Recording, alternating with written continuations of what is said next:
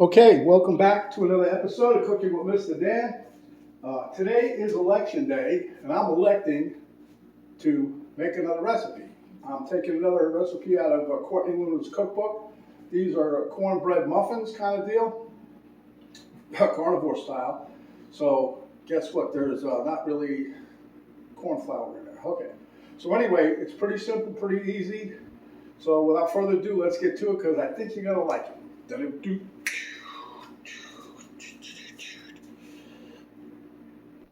Okay, so here's a picture of her recipe. Hope mine turns out as good looking.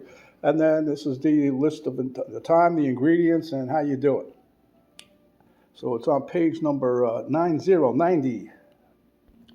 Okay, like I said, a few ingredients. This is a cup and a half of pork rinds, ground pork rinds, or panko, whatever you want to call it. This is a quarter cup of melted butter, half a stick. This is an optional ingredient here. This is corn syrup for cornbread kind of deal. I picked it up on Amazon. It was not that cheap, but it wasn't really over crazy. But that's an optional thing. You don't have to use it. I'm using it because I'm trying to sneak it in on my daughter. She doesn't really care for the panko flavor or the pork rind flavor. You got 5 eggs. We're going to beat them up.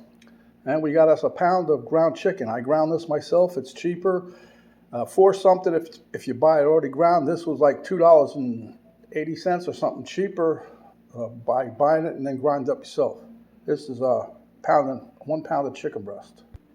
Okay, so I'm also going to use my silicone muffin cups.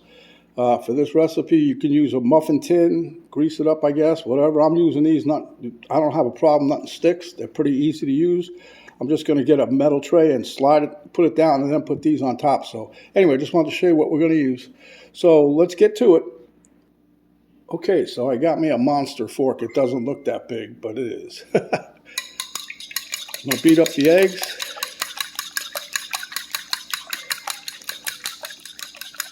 And this is 5 large eggs. It says large. I don't know anymore. I can't tell if they're large, extra large, medium. I don't know. They all look the same to me. All right, so I'm going to add a little bit of this melted butter right quick.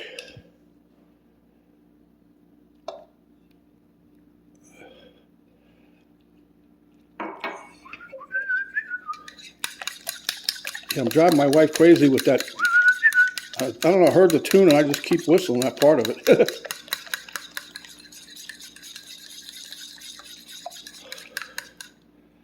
Okay, so now I'm going to add the chicken. You don't have to, there's no particular way to do this, so I'm just going to do it like this.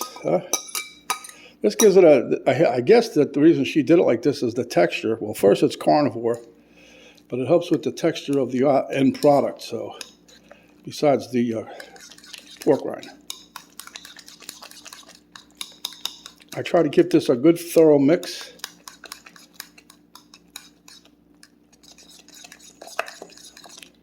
And then I'm going to do a teaspoon of the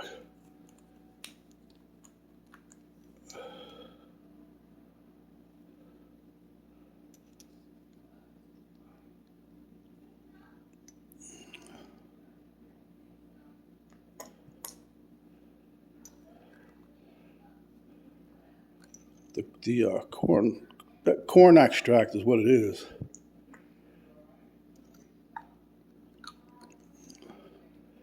I should have measured this out before, but I wasn't too sure I was going to use it. It dang sure smells nice though, but there's nothing in this stuff. It has no calories. It's got no sodium. No, it's got nothing. You can smell it. It's got flavor. That's about it. But that's the reason I decided to go with it, because unless you have issues with corn, corn flavor or something like that. I'm doing it, like I said, for my daughter. Daughter's stuff. She doesn't like she doesn't care for, she can taste the pork rinds, and she's like, I taste pork rinds. Well, what do you want me to tell you? But she did like the muffins I made the other day. Okay, so here we have the 1 teaspoon. I'm putting that in there, and I'm going to shake it out good. And then we'll mix this up some more. Trying to get that cornbread flavor mixed in everywhere. And I ground this chicken myself. I said, right, yeah, I told you that. Okay, no, I don't want to forget. So anyway, so a cup and a half of panko, pork rinds ground up that I ground myself. I know the Members Mark brand of this is getting pretty good.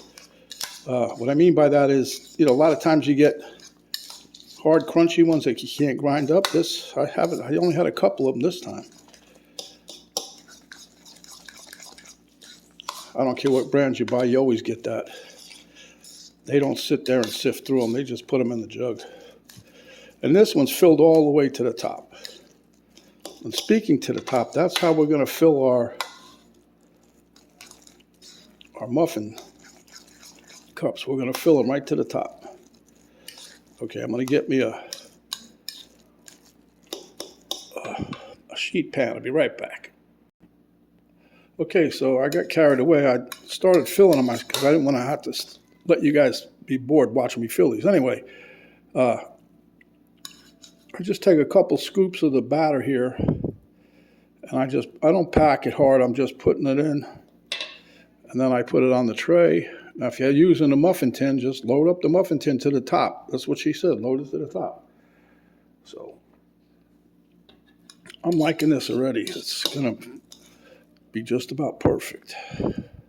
What I mean just about perfect with the number she said. This is the 8th one. I'm probably going to get maybe 9.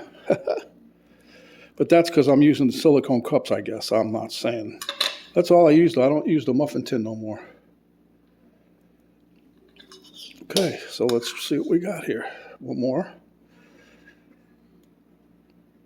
Hey, the odd number, that's a taste test number, isn't it?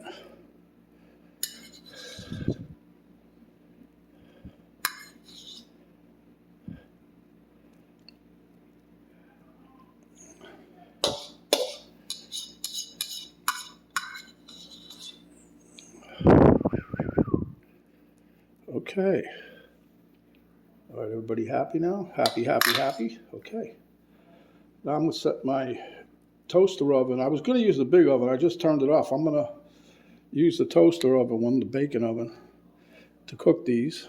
I'm going to set it at 350. We'll be right back.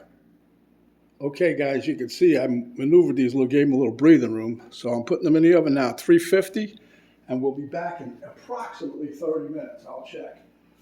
He said cook them up 30 minutes or until the toothpick comes out clean. So we'll give it the toothpick and the time test. We'll be back very shortly. Okay, guys, here you have it, 30 minutes. There's my toothpick, and she goes. Right there, we're going to pull it out. That's about as clean as you can get. I also got my temp probe. I was thinking I'm going to make sure this goes at least 165. Well, to my amazement, it's at 201 degrees and climbing.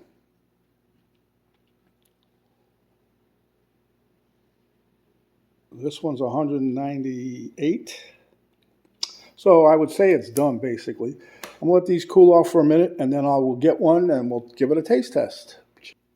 I'm just giving you a little bird's eye view here, but it's kind of the same, looks the same as what you got on the page there. So I think we did pretty good. Let me let this cool a little bit more, and I'll take a taste test. Okay, so it's still kind of hot, but I'm going to give us a little taste test here.